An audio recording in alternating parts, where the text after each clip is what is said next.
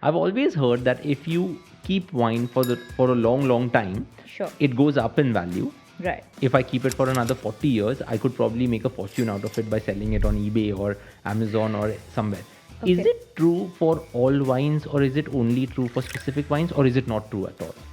Every time a wine is expensive doesn't mean it's the best. I know a lot of viewers are new to wine and Yeah. you probably don't know how to still ask the sommelier because you're a little awkward कि मैं कैसे पूछूं? That is the most awkward thing. That person comes holding the Yeah. bottle in a classy way. They'll pour it and they'll pour it's Nusa. Yeah. And then they'll look at you. Then, because you've seen it in movies, you swirl it and then you taste it. And then they're staring at you, looking, expecting you to give feedback. And then the only thing I've always done, it's good. Yeah, like- pour it. yeah, what do I say? Like, bad? Like, I don't even know. How do we get past that awkward situation?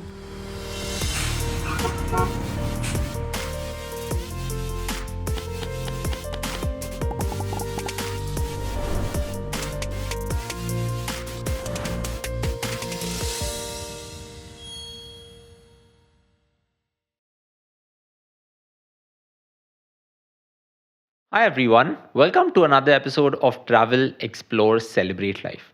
Today we are going to talk about wine, and to discuss wine, my friend, my neighbor Apurva is with me, who is, in my words, a wine expert.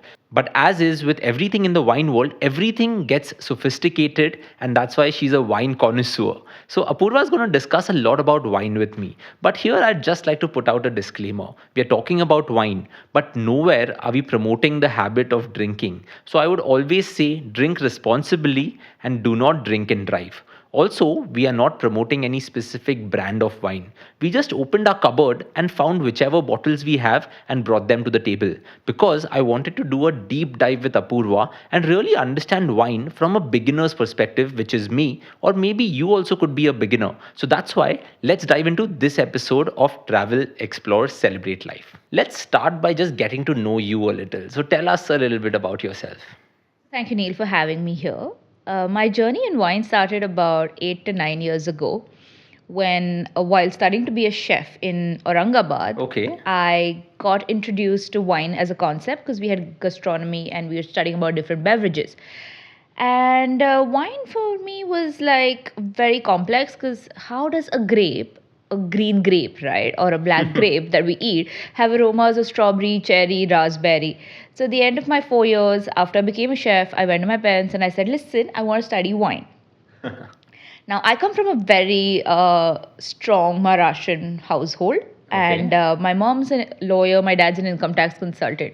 So for them, alcohol was like, what? Not happening, okay? But they said, listen, you've studied all this, go work for some time as a chef, and then we'll see sometime later. So worked for 4 years in hotels, and one day my father came to me and he said, okay, now it's the time you quit your job and try something new, right? Take this year off, follow your passion, learn something new, because otherwise you're going to be really stagnant in life. So there was my golden opportunity. I said, what do I want to do? The first thing I knew was I wanted to get out of the country. And that's how I ended up going to Paris. Okay. And I went to Le Cordon Bleu, Okay. where they had this amazing program called Wine and Wine Management. And there began my journey in wine. So let's dive into it, Apurva. This episode is more not to just talk about wine destinations, but rather to break down wine, because wine is often thought of to be expensive. Yeah. And I think you'll also agree that it's probably not always expensive.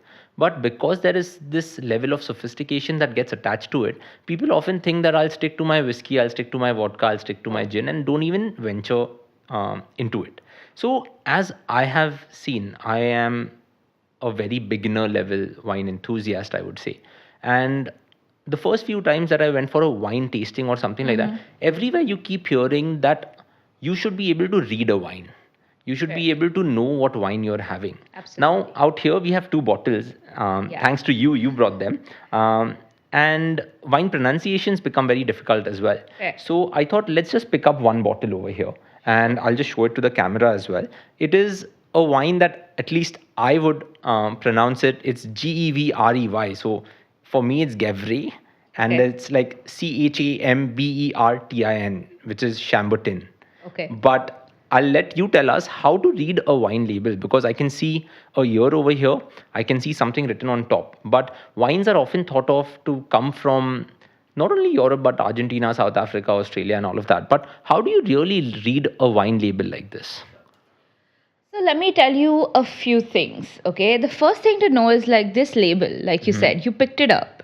And if you looked at this label, there's very few things that you would be able to tell. Okay. You probably saw a name Yes. which you read. Okay, I'm not going to tell you the pronunciation yet. We'll come to that. And you saw a year, Yes. right? Now you don't know what this really means, correct?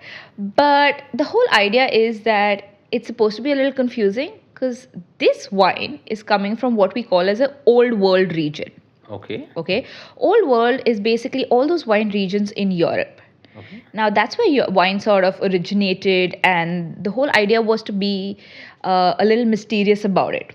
Okay, Is that because they want to keep it as a trade secret or something like that? a little bit about trade secret, but more so as in this wine would probably be for someone who really understands wine, Okay. right? They didn't want to make it simple for you. Okay, but on the other hand, I know we have another bottle there with another label. So if you Okay. show that to the camera, okay, right, and now go ahead and read that label. So this has a logo and it says Anna's Way. It's a New Zealand wine, and of course, this I know how to pronounce. It's a Sauvignon Blanc, and it's 20/20. Okay, great. So from that label, Yeah. were you able to tell which region it is from? Well, it's a region which is Marlborough, Correct. Can you tell the And- country? New Zealand. Right. Right. Super it's- easy. It's super easy. Right now, Sauvignon Blanc, you were able to pronounce it as well. Yeah. And just as somebody, like you said, as a new wine drinker, you know this is a white wine, Sauvignon Blanc from New Zealand, and Marlborough being one of the famous regions. Yes. Now you're probably just confused about what the year means. Correct. But in complete contrast, you were not able to tell much about this. Yes. Correct? So now that wine is what we say a new world label. So would you say that an old world label confuses you and a new world label doesn't confuse you? Yeah. Is it as simple as that? As simple as that. Okay. So now let's come back to this. How do we pronounce this, right? Yes. This is Givre Chambertin. Okay. Givre Chambertin. Okay. Okay. This is French, so it is a little roll your tongue and talk about it. Now, Givre Chambertin is a village in Burgundy. It's a very famous village. Okay. So, if you are a lover for Pinot Noir, you definitely have heard of Givre Chambertin. And here, you don't even know the grape, Yeah. right? So, you need to know that Givre Chambertin is in Burgundy and Pinot Noir is the only grape. Okay. So Pinot Noir is the grape. Yes. Right. So when it's written Sauvignon Blanc here, Correct. that is the grape. Correct. I've always heard that if you keep wine for a long time, Sure. it goes up in value. Right. And if I keep it for another 40 years, I could probably make a fortune out of it by selling it on eBay or Amazon or somewhere. Is Okay. it true for all wines, or is it only true for specific wines, or is it not true at all? It is true, but only for certain wines, not Okay. for all wines. And like, say, the wine that we probably have in India, maybe a Sula, right? Right. Would it be true for any of those wines, or is there like a bell curve where if it is bottled in 2014 or if it is harvested in 2012, it goes up until 2017 or 18 when it's probably the best and it starts coming down? Is it something like that? So most of the Indian wines, let's not get the international wines, but most of the Indian wines that we have, they are best consumed young because we are still not making wines that will benefit from, say, like a 10-year or 12-year aging period. And this doesn't take away from the fact that the wines that are being made in India today are fresh, very smooth, and ready to drink. Okay, they have fruitiness, they have balance, and they are very well made wines. But if you store them for too long, you're actually going to lose out on the freshness. So my Okay. take is that if you've bought an Indian wine from a good wine shop, because Yeah. storage is extremely important, Yeah. then make sure you're drinking it within 2-3 months. You can Okay. always go buy another bottle. So you're saying within 2-3 months. I mean, why do you want to really keep a wine for too long, right? Okay, fair enough, fair enough. Once I've opened it, how long does it stay then? Again, differs country to country, region to region, and also style. So, for example, red wines, once you open it, probably will last about a week in correct conditions. White wines are far more delicate, so that's something you rather consume in 2-3 days. And then if you talk about sparkling wines, a day is the maximum. How much would a bottle like this retail at in Maharashtra? Because I think you told me that rates are different across Yeah. places, right? Now, this particular bottle is 11,000 rupees in India, Okay. right? But I just want to also break a myth here that every time a wine is expensive doesn't mean it's the best. Yeah. Okay. That's a good thing. Like, because when we are reading a menu, and we'll come to that Yeah. later, you're often thinking that okay, this is probably more expensive, it'll be better. Right. So, like, why is it thought of that it's expensive? Like, why is a wine expensive? What makes it expensive? A lot of things make it expensive. Quality of grapes that you're using, the location where you are, Mhm. okay, the winemaking techniques that you've used.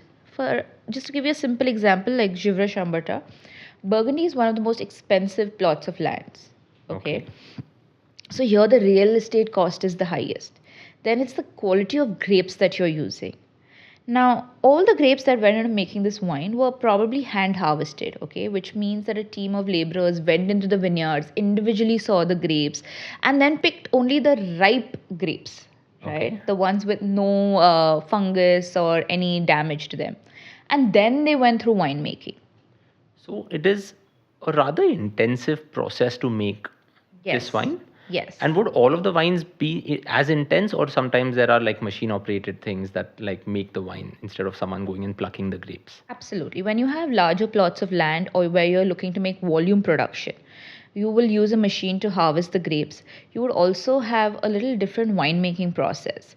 Now, I want to come back to this a little bit because Yeah. a lot of people think that, oh, machine harvested means, oh, volume production means they're not good wines. Yeah. Okay. But again, those wines have a different audience.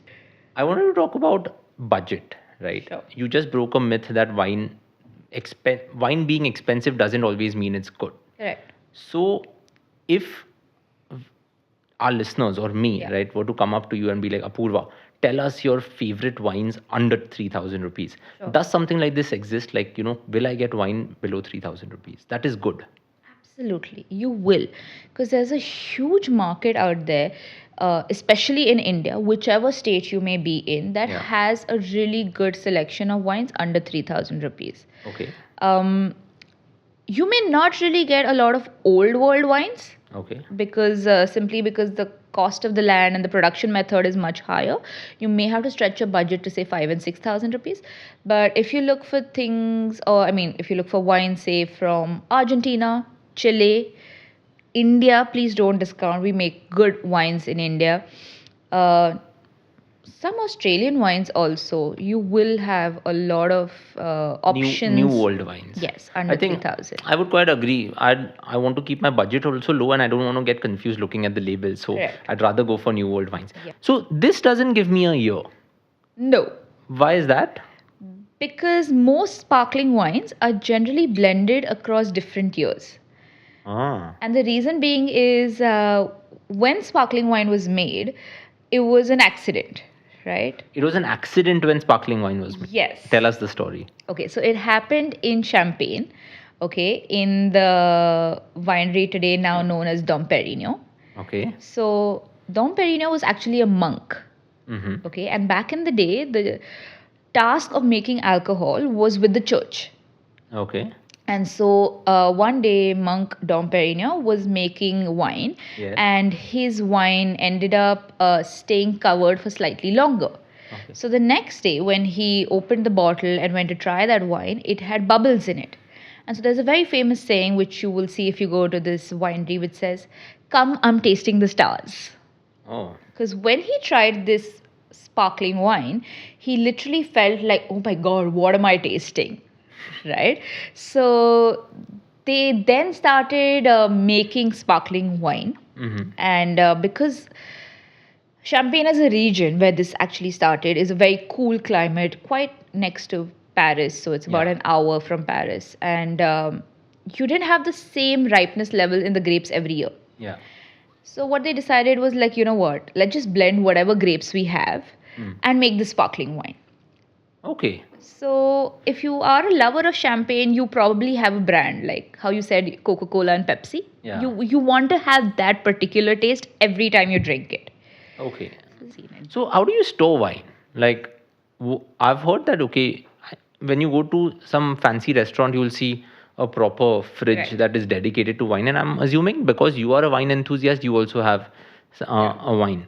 Then they often say that store your wine at room temperature. But someone once told me that room temperature matlab Europe ka room temperature, and our temperature is double of that, right? Correct. So how do you store wine in India? Okay, so if you are basically going to a wine shop, picking up wine and drinking it this evening, you can store it in your regular refrigerator. That's fine. Basic. Basic. Okay, Okay. you don't really need to invest too much. Hmm. But if you're somebody who really enjoys their wines and wants to have a mini collection, you travel across the world and you're like, oh, today I went to New Zealand, I bought this bottle, I want to drink it for a special occasion. Ideally, I would suggest buy a small wine fridge. Mm-hmm. Okay, you don't need to have the most fancy ones. A lot of companies. Yeah, I think do. Chroma also sells one for like 15,000 rupees Yeah, or something there's like that. Chroma, CAF. All of these guys have a 16, 18, 32 bottle. Whatever fits your budget, you can pick it up. And the reason for this is your red wine, especially, or even wines with a cork, need to be kept horizontally. Okay. Okay. And now you would be like, yeah, but I can do that in my fridge also. What's the big deal? Yeah. But our refrigerators are basically dry, Yeah. whereas wine fridges have a humidifier which Oh, yeah. maintains humidity. Okay, so it preserves the wine for a longer period. Correct. And it keeps the cork a little moist. It Okay. doesn't dry it out. If you keep Okay. the same bottle in your refrigerator at home, even if you keep it horizontal, the cork is still going to dry out. So we have this glass here. Yeah. So we have this glass here, right? This is the stem, as you call it, Correct. right? And you are from a school of thought who says that you don't agree with the IKEA glasses which don't have this stem, but rather, so what is the apt way of holding a wine glass? So I tell this to people quite a lot. I'm sure you went and bought flowers at some point in life. Yeah, right? I have. Right? Now think of a rose. Yeah. How would you hold a rose? Well, college had Rose Day, right? Yeah. So it was like this. Correct? Yeah. Right? Will you hold a rose like this? Never. Right? So think of the wine glass and the stem as if you're holding a rose. And the reason Yeah. I'm saying a rose is because a rose also has some thorns on it. Uh-huh. So you have to be very careful how you're holding it. Very Right? good way to put it, yeah. So think about it that it's a rose and then just hold it. Okay, so thumb and two fingers. Thumb and two fingers, thumb and like this, Okay. whichever way you're comfortable. Hmm. Don't hold it in this death grip where the wine is going to run away from you, right? So you can hold it like this. Yeah. If you are a pro, you can also go and hold it at the base like this. Oh, like Okay. this. This is But the classy way of doing it. if you want to Looks eat, classy. if you want to eat at the same time, then hold it like this. Okay. Okay. But if you're just chatting with somebody, hold it like this. Okay. Right? But why not like this? Okay. I don't like holding it by the bowl. So this part is called as the bowl. Okay, this entire thing. Yeah, this top Yeah. part is called the bowl. Yeah. And the reason we avoid holding it by the bowl is one, because your fingertips come on it. Okay, wine is chilled, and like when served at the right temperature, it may have a little frosting. And when you hold it by the bowl, you're going to have finger prints on it. The second thing is that when you hold it like this, you end up transferring your body heat to the glass and thereby warming the temperature of the wine. And you don't want to do that. And you don't want to do that. It's anyways warm in India, don't make it warmer. And you know, in India, we rarely serve wine at the right temperature. So Not even at the restaurants, you think? some of them, yes, who Yeah. have sommeliers on board. But otherwise, you know, what happens is a lot of time wine professionals who may not have had a formal education in wine, they just read that serve red wine at room temperature. Hmm. Who's room temperature? Huh. What is room temperature? What is room temperature? Not Yeah. our 35 degrees. Yeah. Doesn't work, right? So generally at 18 to 22 degrees is the right temperature. But I want to give you a trick. Okay. And a tip, because I know a lot of viewers are new to wine and Yeah. you probably don't know how to still ask a sommelier because you're a little awkward ki main kaise poochun. That is the most awkward thing. That person comes holding the Yeah. bottle in a classy way. They'll pour it and they'll pour itnu sa. Yeah. And then they'll look at you. Then, because you've seen it in movies, you swirl it and then you taste it. And then they're staring at you, looking, expecting you to give feedback. And then the only thing I've always done, it's good. Yeah, like- pour it. yeah, what do I say? Like, bad? Like, I don't even so how do we get past that awkward situation? Okay. So this is linking it back a little bit to geography. Okay. And I'm going to get a tad bit technical so Okay, that go for it's it. easier for you to eventually understand. Let's take mango as an example. Yeah. Okay, my favorite fruit. So I'm going to ask you a few questions about mango. Yeah. Now tell me, when a mango is unripe, Yeah. okay, what's the color? Greenish. Greenish. Yeah. What's the flavor? The flavor is like the kachi keri, that as we call it. It's bitter. It's not sweet. Is it bitter or is it sour? Okay, yeah, maybe it's sour. Yeah. Sour, tangy, like when you Correct. eat curry, you're going, Yeah. like, Yeah. like your gums are puckering and all Yeah, of that, yeah. right? It's not sweet. Very good. Yes. Correct? It's green and it's sour. Yeah. Now, tell me, is it juicy at that time? Not at all. Not at all. Now, let's say the mango has now started to become ripe. You have a nice, fully ripe Alfonso that's come Yeah. home. Okay, what's the color? Yellow. Yellow. What's the flavor? Sweet. Sweet. Is it now juicy? Yes. Yeah. Yeah. Like you can make Yeah. mango juice and drink. Yeah. Correct? Now, in this, can I say that when it was just getting ripe, right? Yeah. Not fully That in ripe. between phase. In between, it was sour, Yeah. lacked sugar, Yes. okay, and had a lighter color, Yes. okay. And as it ripened, the color changed, Yes. your sugar increased, Yeah. your sourness reduced, Correct. okay. So, this is what happens to a grape when it ripens. Okay. It starts off as like a green hard berry. Mm-hmm. At that time, it's really bitter. It's very high in what we call as acidity now. Okay, Yeah. sourness, that khatta feeling that you get is called as acidity. Okay. Okay, and sugar is sugar. Yeah. So sugar we do not add in wine. Okay, a lot of times when we say this wine is sweet, people think, "Arey, हमने sugar डाला." No. Okay, so this is natural sugar that is changing. Now go to a cool climate. Yeah. Okay, you have less sunlight. Yes. You have less warmth. Yeah. Okay, so the wines from a cooler region are going to be high in acid, Okay. low in sugar, Yes. and generally white Okay. or lighter in body. Okay. We'll talk about body when we taste. Okay. Go to a warmer country or a warmer region, Mm-hmm. you're going to have wines which are higher in sugar, which means now they're higher in alcohol, Okay. okay, slightly lower in acidity, Mhm. and are going to have more riper fruit flavors. So lower in acidity, matlab not as sour. Correct. Okay. And what was the third thing you mentioned? Alcohol. Okay. Alcohol, fruit flavor, and acid. Yeah. Right? So, because sugar gets converted to alcohol during fermentation. Mm-hmm. So, if you have higher sugar in the grape when it was ripe, you're going to have higher alcohol in the final wine. Okay. Right? So, I know I've said I will be a little technical. What No, I'm but this was good. trying to get to is when you see a wine list, Yeah. and if you've traveled a bit and you know, say, for example, California, Yeah. hot, Correct. right? Hot climate. Hot climate, warm. So generally you're going to have a lot more reds or stronger bodied, fuller bodied white wines like Chardonnays coming from there, which are going to be riper in flavor, slightly higher in alcohol and lower in acidity. So Yeah. if you're somebody who doesn't like the sour feeling when you're tasting wines, go to a warmer climate. Okay.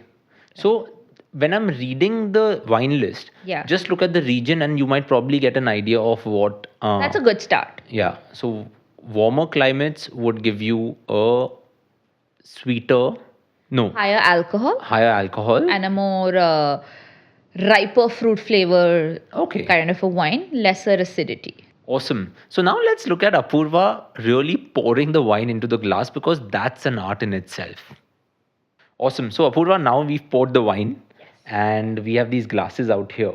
So tell us, why did you pour this white wine in this glass and the red wine in that glass? So, like we spoke about the bowl of the wine, Yeah. and here we are trying to incorporate oxygen into the glass. Okay. Red wines have something known as tannins. Tannins. Tannins. Oh, T-A-N-N-I-N-S. Okay.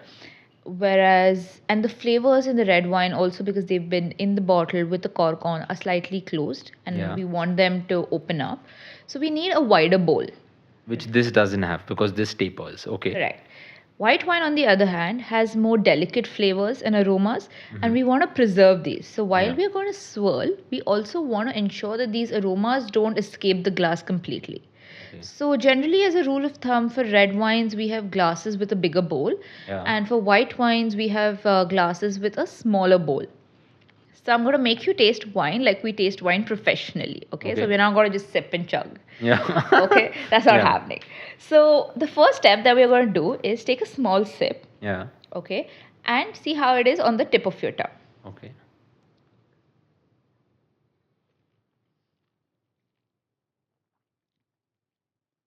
You get any sweetness? Yeah. But it's not too sweet. Is it there for too long or just there and then it disappears? Disappears. Correct. So then we say it's dry. It's dry.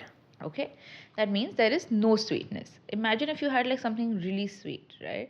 Like the sugary syrup of gulab jamun. That is Yeah. sweet. Yeah. Okay, this is dry. Yeah. So that's our step number one. You say you want dry or sweet. Okay. Now let's go to body. Yeah. In the morning when you brush your teeth, right? You gargle, Yeah. right? You move the water on your tongue. So you're going to do the same thing with the wine. Literally. Literally gargle it on your tongue. Yeah. Okay, I know a lot of people are intimating by the swishing sound, but Yeah. you don't need to make the sound. You can do it quietly also, right? But move the wine on your tongue. That's how you're going to know the body. Okay. Let's go.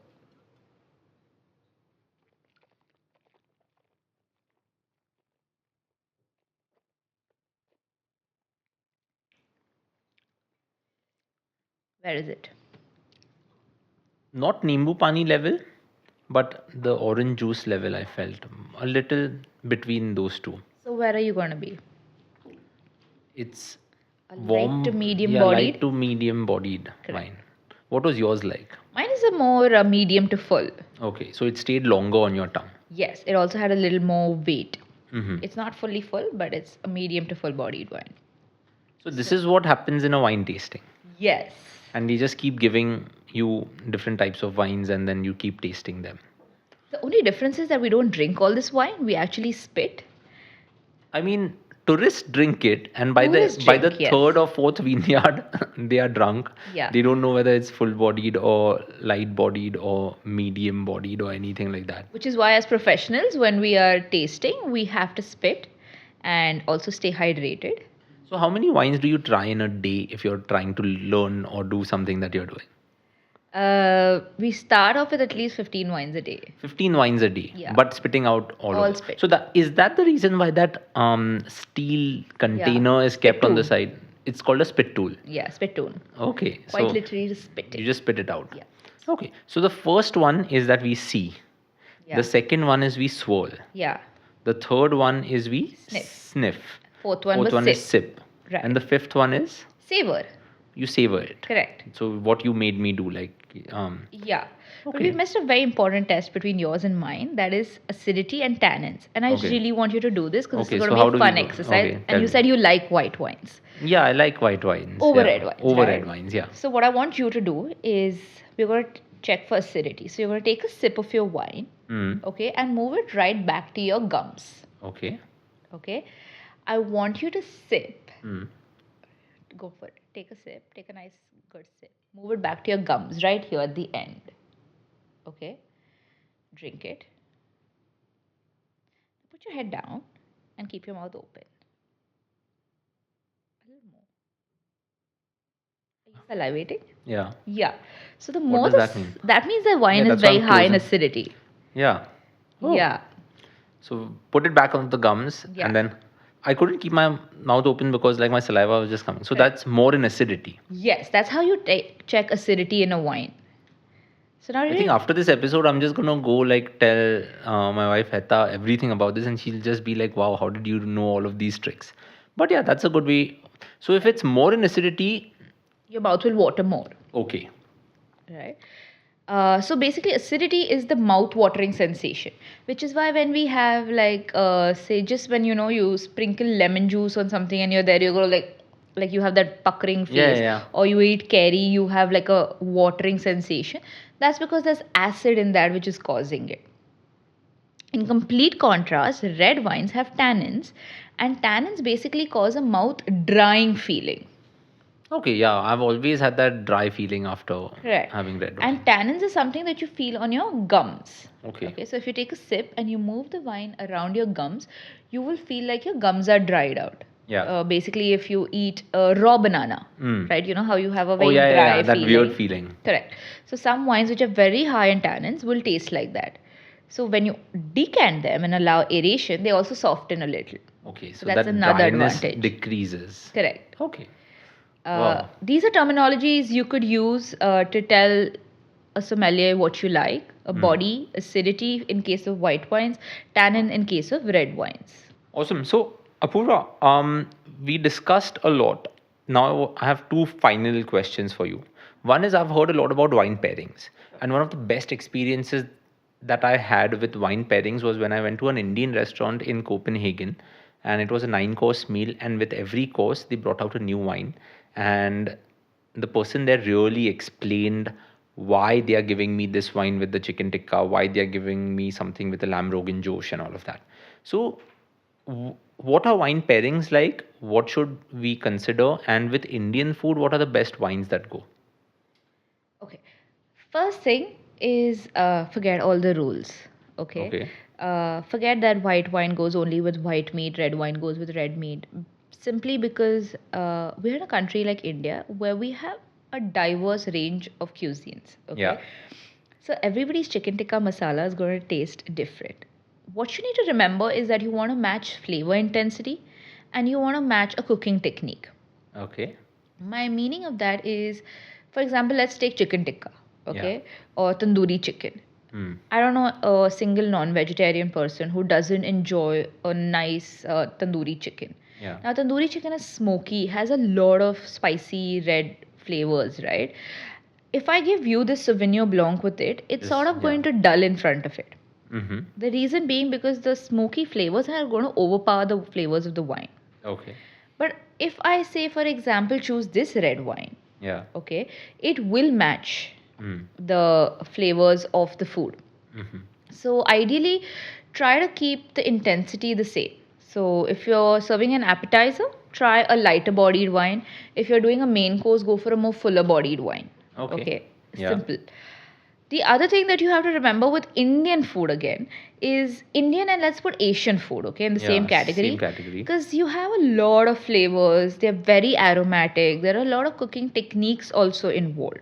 So, generally, as a rule of thumb, what I like to do is pair more aromatic whites and reds with my Indian food. Okay, so with Indian food or Asian food in general, Yeah. aromatic reds or aromatic whites. Yeah. And the other rule that I like to keep in mind is slightly go with wines with a lower alcohol percentage. Okay, so we read the bottle label Yeah. and it says 12.5%. Correct. So a lower alcohol percentage. Right. Okay. The reason I'm saying this is, let's again come back to Indian food. We have a lot of masala and spice in our food, like chili spice. Okay, so the chili is going to interfere with the alcohol and is going to increase your burning sensation. So is that the reflux that people keep talking about? Yeah. So Okay. the acidity you're getting the next day morning Yeah. is because you've had a lot of spicy food with a wine which is high in alcohol. Okay. Okay, so if you have something which is around your 11 to 12% ABV, which means alcohol by volume, you are likely to reduce the effect of that reflux the next day. Okay. It won't give you too much of a burning sensation. I think that's a good tip for our listeners also because you want to enjoy it when you're having it and you want to enjoy the next day as well. Absolutely. So try to keep the alcohol content low if you're pairing it with Indian food. Okay. Well, coming to the final part of the episode, let's link this to travel, right? And what are some of your top destinations? Not the ones that you've only gone to. I know that in France you have stayed in Saint-Emilion for a few months and you of course know about the wines out there, but if someone wants to do trips centered around wine where every day they're probably going and doing wine tastings, learning more about wine, or just want to go for one wine tasting, Right. so what are some Indian destinations and what are some destinations outside of India that you would recommend? India, Nashik is your best place to go to. Is Sula Fest the best time to go, or all around the year is what All you would? around the year. Okay. Sula is beautiful. They have a great hospitality team plus a beautiful tasting room which overlooks the vineyards. So you can actually sit there, look at the grapes, and taste. You have Chandon has a vineyard, Vallone again has a vineyard property where you can actually have a whole experience of going into the cellar, walking through the vineyards, seeing how the grapes are harvested, and actually tasting wines from tanks and barrels, right? When they're in the process of being made. So these are some destinations in India that you can definitely go ahead and check out. But if you're traveling internationally, uh, for example, if you're in France, right? I said if you're in Paris, you go to France, you go to Paris, right? Yeah. So from Paris, an hour and a half train ride is Champagne. Yeah. And trust me, that's like Disneyland for adults. Okay, you're gonna be in love if you go to Champagne. Oh, is it? It is. It's gorgeous, and that whole city is built on layers of underground tunnels which store champagne. Okay. Okay. So it's beautiful to just go and see it. Even closer from Paris is Bordeaux, something Yeah. that you can totally visit. Both of these regions are very tourism friendly, so you have a lot of tours that take you through the vineyards, through the wineries, and can taste a lot of different wine styles. I think it's always good to go with a day tour or a multi-day tour because you don't Yes. have to drive then. Absolutely. Please do not drink Yeah, and don't drive. drink and drive. Yeah. Yeah. If you're in Italy, you're visiting Florence, Tuscany is close by. Again, very tourist friendly. You can hire a car, go there, and then you can just get a driver to drive you through the regions. USA, California is there. California, Napa, a lot of wineries. They have something known as cellar door. So basically, you get to taste and buy at the same time. So if you like something, you can pick up a few bottles and come back. So these are some of the main wine destinations. And this wine that we tried today, Anna's Way, right? It's from Yeah. Marlborough in New Zealand. Yeah. So go ahead, try some Sauvignon Blancs if you're in New Zealand. Awesome. So, one final thing, right? After watching this episode, someone may be interested in getting in touch with you. Sure. So, where can they find you? You can find me on Instagram. I go by Apurva Gawande. Curated Wine. The Curated Wine is also my domain, my company domain, so you can help. And reach people out. can get in touch with you to, one, do like courses for us regular people also. And if someone wants to get into the hospitality industry, you do that as well, right? Yes, we run something known as WSCT courses. So it's a WSET. Yeah, Wine Spirits Education Trust. It's a London based school which offers education programs. I have done my diploma from there, and we teach 1, 2, and 3 in India. So you can come and attend That's these probably where courses. you can go and taste more than 10 wines in a Yes. day and, like, don't drink them but spit them out. But Apurva, thank you so much for coming in. We have you, Neil. like this wine that we've opened. We'll probably savor it after the episode, the fifth S. But it was a lovely episode. Would you like to leave us with any final tip when it comes to wine? Don't be scared of trying new wines. Don't be scared of asking for help while trying wines. You may not always like the wine you are trying, but it will at least allow you to create a bank which says, I don't like this particular style, Ah, nice. right? And that will help you build your wine dictionary. Awesome. Well, thank you so much, Apurva. Listeners and viewers, thank you so much for tuning into this episode of Travel, Explore, Celebrate Life. As I end this episode, let me just give you a disclaimer. We weren't promoting any particular destination or any wine variety that we have out here. We just opened our cupboard, and whatever wine we found, we brought it to the table, and we wanted to ask Apurva how to read a random label. So thank you so much for tuning in. We will see you next week. And if you like this episode, tell your friends about it. We want to keep growing this podcasting community that we have. Until next time, keep celebrating life, and cheers.